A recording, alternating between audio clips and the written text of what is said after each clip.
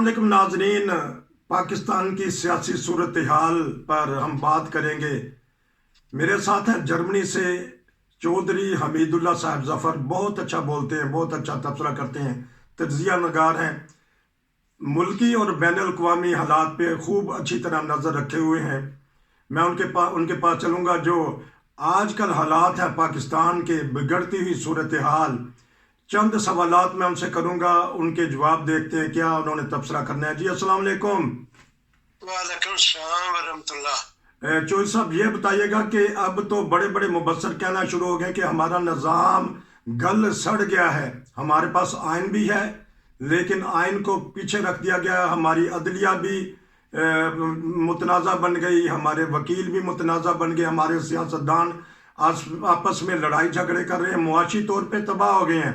Ban अल-अक़वामी शोहरत याफ्ता आतिफ मियाँ ने कहा है कि अगर मुआशरा दुरुस्त हो जाएगा तो हमारी मुआशी हालत भी दुरुस्त हो जाएगी। तो ये क्यों हमारा मुआशरा बिगड़ गया है, हमारा निज़ाम गल सड़ गया है? क्या 73 के आइन में कुछ ऐसी खामियां रह गई हैं कि जिसकी वजह से हम आगे तरक्की नहीं कर रहे? ये ना, एक बुजुर्ग ने एक शेर कहा हुआ है, मुसलमानों पे तब अदबार आया जब तालीम कुरान को बुलाया। बात ये है कि ये जो कुछ आपको नजर आ रहा है, ये हमने जो हमारी असल तालीम है उससे रूगर्दानी की है, उसको बुला दिया है, उस पे अमल करना छोड़ दिया है, और उसके बरकस हमारे जो अमाल हैं उनका यही नतीजा है जो हमें आजकल नजर आ रहा है। आपने आइन की बात की है, तो देखें, आइन भी जिन लोगों ने बनाया था वो तो खुद कोई साहब किरदार नहीं थे। वो असम्बली जिसने 73 का आइन दिया है, वो तो उसमें जानी, शराबी, डाकू, लुटेरे सारे शामिल थे, और वो एक इस्लामी मुल्क का इस्लामी आइन बना रहे हैं। तो जब बुनियाद ही गलत होगी तो ऊपर की तामीर भी तो फिर ऐसी ही होगी। ये टेढ़ी मेढ़ी जो उन्होंने आइन की बुनियाद रखी थी, अब उस आइन पे तो कमा हका उस पे अमल तो हो नहीं रहा, बल्कि अब तो ये है कि आइन की कोई परवाह नहीं कर रहा। जो कौमों का किरदार होता है, बल्कि बाज बड़े बड़े नामवर साफी तो कहते हैं ये कौम नहीं है, ये एक ग्रोह है, ये एक भीड़ है लोगों की, इसको कौम का नाम ना दिया जाए। तो जहां इस तरह के लोग इकट्ठे हों, वहां पे फिर माशरती, अखलाकी, समाजी, मजहबी, तहजीबी कदरें जो है वो पामाल हो जाती हैं वहां, और यही हाल है हमारे मुल्क का।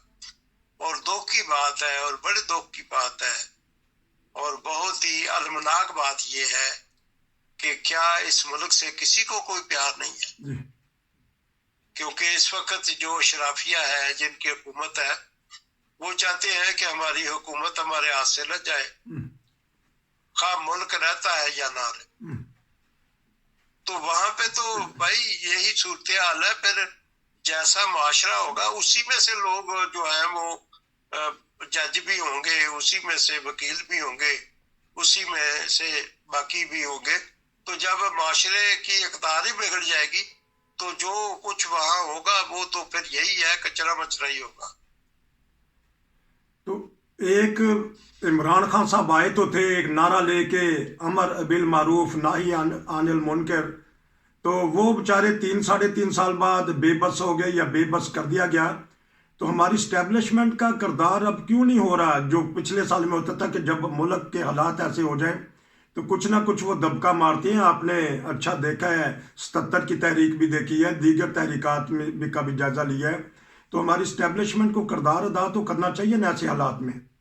देखें, एस्टेब्लिशमेंट की आप बात करते हैं, जब हमारा आधा मुल्क हमारे हाथ से निकला तो एस्टेब्लिशमेंट उस वक्त भी तो थी, उसका क्या किरदार था?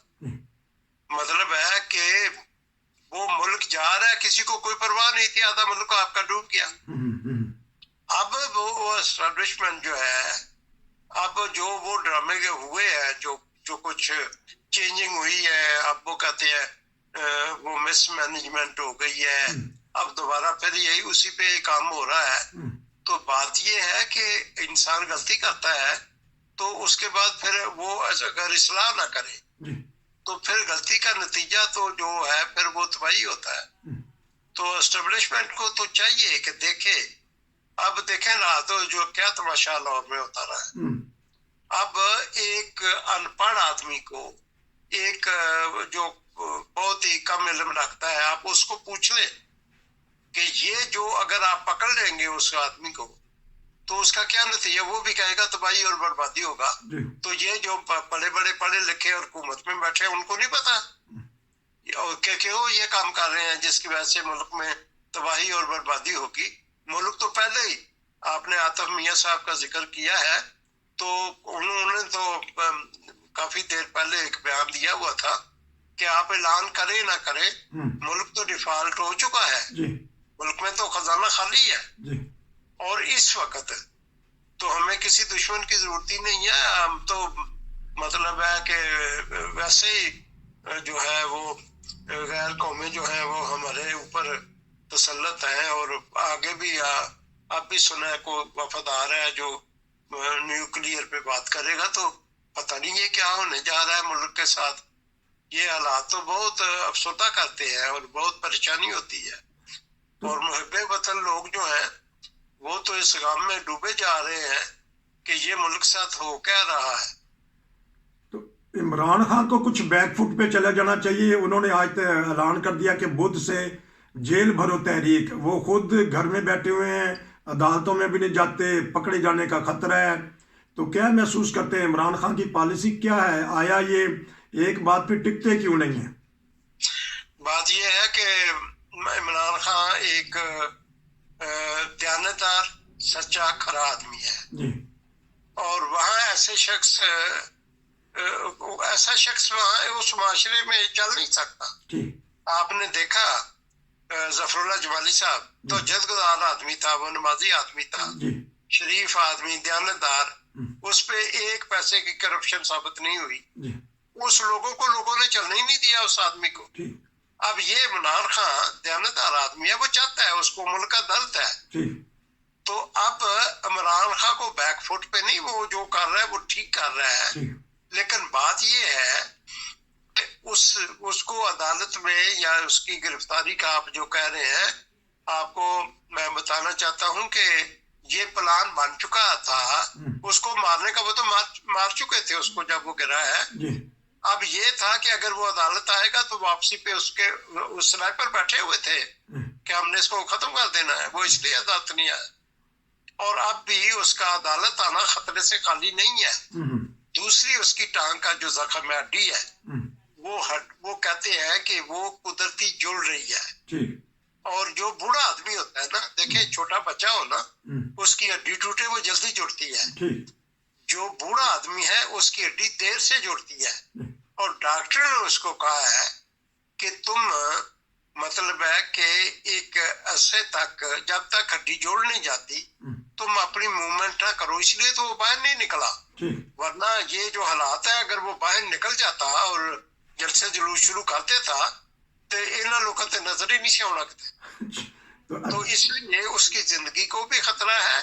دوسرا اس کی ٹانگ ہے، اگر عدالت آتے جاتے آپ کو ہوتا ہے بھیڑ ہوتا ہے، کوئی دھکا لگ جائے اور وہ ڈسٹرب ہو گیا تو پھر وہ 5-6 مہینے بیڈ پہ ہی رہے گا. تو اب ڈاکٹروں نے بھی جا کے عدالت کو بتایا ہے. لیکن عدالتیں جو ہیں نا ہمارے ملک کی، ان کو پریشر ہے، پتہ نہیں کہاں سے پریشر ہے. حالانکہ آپ دیکھیں نا ملک میں کیا ہوا ہے. اسحاق ڈار صاحب آئے تھے، اشتہاری ملزم تھے، آتے ہی کیس بھی سارے ٹھیک ہو گئے. آ کے وزارت کا بھی حلف اٹھایا، جا کے سینٹ کا بھی حلف اٹھا لیا. وہ شہباز شریف کا بیٹا آیا ہے اور اس کو بھی عدالتوں نے ریلیف دے دیا. اور پھر آپ کو پتا ہے کہ وہ جو حمزہ شہباز ہے، اس کو تو پولیس پکڑنے گئی تھی، وہ کیلر میں تھا، تو عدالت نے بغیر پیش ہوئے اس کو حفاظتی ضمانت دے دی تھی. تو عمران خان کے ساتھ ایسا کیوں ہے؟ وہ اس لیے ہے کہ یہ سارے جو لوگ ہیں یہ ڈرتے ہیں کہ اگر یہ آدمی آ گیا تو یہ تو پھر مطلب ہے کہ سب کو ٹھیک کرے گا اور پھر اس کے میں بہت ساروں کی موجیں جو ہیں وہ ختم ہو جائے گی. ایک گند اور اچھل رہا ہے وہاں، وہ آڈیو لیکنگ کا ہے. کل جو پرویز لائی ہیں ان کی 3 آڈیو لیک ہوئی ہیں، وہ دباؤ ڈال رہے ہیں. وہ 75 سالہ تجربہ کار سیاستدان ہیں، وہ ایسی غلطی بار بار کیوں دہراتے ہیں؟ اور ایک جج صاحب کے اوپر وہ بات کر رہے ہیں، پھر سپریم کورٹ کے جو صدر ہیں ان سے بات کر رہے ہیں. تو آیا یہ جو سی آڈیو لیک یا ویڈیو اب آئیں گی تو اس سے تو اور پھر گھمسان کی جنگ ہوگی آپس میں؟ بات یہ ہے، وہ ٹھیک ہے آپ کی بات ہے، لیکن دیکھیں ہم بطور مسلمان اس بات پہ یقین رکھتے ہیں کہ حضرت رسول کریم صلی اللہ علیہ وسلم نے اور خود اللہ تعالیٰ نے فرمایا ہے کہ جو کسی کی پردہ پوشی کرے گا اللہ تعالیٰ روز محشر قیامت والے دن اس کی پردہ پوشی کرے گا. یہ کیسی قوم ہے؟ میں نے شروع میں جو بات کی ہے کہ یہ تباہی بربادی اس لیے ہے کہ ہم نے قرآن کی تعلیم کو بلا دیا ہے. قرآن کہتا ہے پردہ پوشی کرو، کسی کی غلطی دیکھو تو اس سے درگزر کرو. ہمارے ہاں ہم اچھالتے ہیں. یہ نہ قانون کے لحاظ سے صحیح ہے، نہ اخلاق کے لحاظ سے صحیح ہے، نہ اسلامی تعلیم کے لحاظ سے صحیح ہے. کسی کی غلطی دیکھتے ہیں، گناہ دیکھتے ہیں تو اس کی پردہ پوشی کرنی چاہیے. یہ تو بالکل غلط ہو رہا ہے، بالکل غلط ہو رہا ہے. اور ایسے لوگوں کو پکڑ کر عبرتناک سزا دینی چاہیے تاکہ آئندہ ایسی طرح کی باتیں نہ ہوں. اور ایک بات جو ہے وہاں ایک مہنگائی پہ ہے اور ایک انتہا پسندی ہے اور ایک جرائم میں اضافہ ہے. یہ تینوں پہ مختصر بات کیجیے گا کہ کبھی حالات ہم نے یا آپ نے کبھی پاکستان میں ایسے دیکھے تھے. ہم یہی لے لیتے ہیں انتہا پسندی. اب جگہ جگہ جو ان سے انتہا پسند اٹھ جاتے ہیں اور وہ شر پسند جا کے عبادت گاہوں کو نقصان پہنچاتے ہیں، ایک دوسرے کو نقصان پہنچاتے ہیں اور ایسے نعرے ایجاد کرتے ہیں جس سے نفرت پیدا ہوتی ہے. اصل میں وہ جو ہے نا وہاں پہ اقدار ختم ہو چکا ہے، کردار ختم ہو چکا ہے. جو جا کے مسجدوں پہ اور مذہبی عبادت گاہوں کو گراتے ہیں، سارا کچھ کرتے ہیں، ان کو تو خود پتہ نہیں مذہب کیا ہوتا ہے. وہ دیکھے نا، میں نہیں سمجھتا ایک اسلام پہ یقین رکھنے والا، قرآن کریم کی تعلیم پہ عمل کرنے والا شخص تو یہ کام نہیں کرتا. میں بھی رہا ہوں تھانے میں، جیل میں، مجھ پہ بھی کیس رہا ہے. تو جب میں تھانے میں بند تھا تو وہ جو بند تھا ایک مجرم، اس کو لے کے گئے تھے کہ یہ کلمہ مٹاؤ. اس نے کہا میں نے نہیں مٹانا. تو اب آپ دیکھیں نا، وہ تو کوئی نمازی وغیرہ نہیں تھا، اتنا اچھا نہیں تھا مطلب ہے، لیکن پھر بھی اس نے کہا میں یہ نہیں مٹا سکتا. اب جو مٹانے جاتے ہیں ان کے پاس کیا ہے کہ وہ کس طرح کے مسلمان ہیں کہ وہ مطلب ہے کہ جا کے مینار توڑیں اور کلمے مٹائیں اور یہ تو ملک کو تباہ کرنے والی باتیں ہیں. اس سے خدا کی ناراضگی جو ہے وہ عبرتناک طریقے سے ہوتی ہے. زمین آسمان لرز جاتی ہے جب خدا اور اس کے رسول کے نام کو مٹایا جاتا ہے. تو یہ تو قوم جو ہے، یہ تو بہت پریشانی والی بات ہے کہ یہ تو ملک کو مٹانے والی باتیں ہیں. یہ تو آج کوئی ایسا پتہ نہیں یہ کہاں سے لوگ آئے ہیں جن کو اس ملک کا کوئی احساس نہیں ہے. تو جرائم بڑھتے جا رہے ہیں گلی گلی میں، اور خواتین کو اغوا کر کے عزتیں لوٹ لی جاتی ہیں. اسلام آباد میں چلتی بس میں بھی ایسے جرائم ہو رہے ہیں.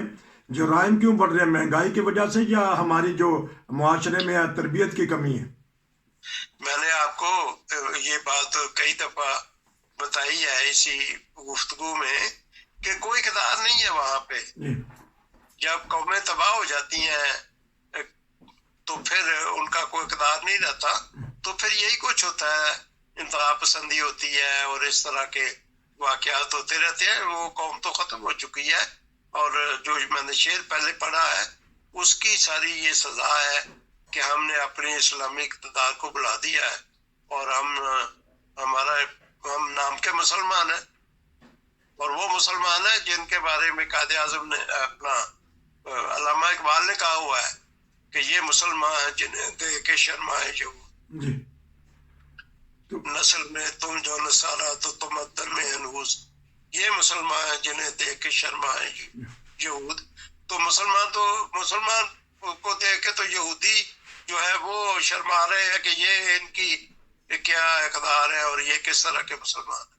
तो नाम है मुसलमान का, किरदार नहीं है। जी आखिर में बताइएगा, महंगाई हो गई है पाकिस्तान में, आटा जो सा है वो मिलना मुश्किल हो गया है, और इंसान कल भी कोई दोस्त कह रहे थे कि अगर खुदकशियाँ हराम ना होती तो पाकिस्तान में पता नहीं कितनी खुदकशियों की लाइन लग जाती। तो वो रोटी कपड़ा मकान लेके एक पार्टी उठी थी, फिर इनके भी बड़े नवाज शरीफ साहब के भी बड़े पार्टी के बड़े दावे हैं, नारे हैं। तो इससे किस तरह छुटकारा हासिल किया जा सकता है जो मुआशी तौर पे बहरान आया हुआ है? देखें जी, वहाँ पे 88 जो है वो वज़रा है जी, और बड़ी बड़ी गाड़ियां हैं, और वो जो हुक्मरान तबका है वो याशी करता है। तो उनको पता नहीं कि आटे का क्या भाव है, तेल की क्या कीमत है, और घरेलू जरूरियात जिंदगी की चीजों की क्या कीमतें हैं। इसलिए उनको क्या परवाह, कोई गरीब मरता है मरे, कोई खुदकुशी करता है करे। असल बात यह है कि मुल्क की माशी हालत जो है वो इसलिए ये है कि इन लोगों ने मुल्क को लूटा है, खाया है, जायदादें बाहर मुल्क में बनाई हैं। तो उसके नतीजे में जो पाकिस्तान की इक्तसादी हालत है वो अब यहाँ तक पहुंच गई है कि लोग खुदकुशी कर रहे हैं। आज असेंबली में मैं सुन रहा था, एक खातून ने वहां पे बातें की है कौमी असेंबली में, तो उसने कहा मेरे भाई का फोन आया, वो कहता है दुआ करो मैं मर जाऊं, और वो कहती है चार बंदों ने खुदकुशी की है एक दिन में। तो ये तो बहुत खतरनाक अंजाम हो रहा है इस कौम का, और किसी को कोई सोच नहीं है। तो महंगाई तो इसलिए है कि मुल्क को लूटा गया है और उसकी इक्तसादी हालत को किसी ने बेहतर नहीं किया। इमरान खान ने ये काम शुरू किया हुआ था और कुछ माशी हालत ठीक होनी शुरू हो गई थी, लेकिन बैरूनी ताकतें उसके पीछे थी और उन्होंने उसको जो है वो हुकूमत से अलग कर दिया। वो दयानतदार आदमी है, वो उसको अगर मौका मिल जाए, लेकिन वहाँ है सारे लुटेरे और चक्के। वहाँ पे ऐसे आदमी का कामयाब हो जाना कोई मौजज़ा ही हो सकता है। बहुत शुक्रिया चौधरी साहब, आपने शॉर्ट टाइम पे तबसरा दिया। इंशाल्लाह हम आपसे दोबारा तबसरा लेते रहेंगे। नाजरीन, रोशन टीवी देखते रहिए और सब्सक्राइब करना ना भूलिएगा। दोबारा मिलेंगे। अस्सलाम वालेकुम।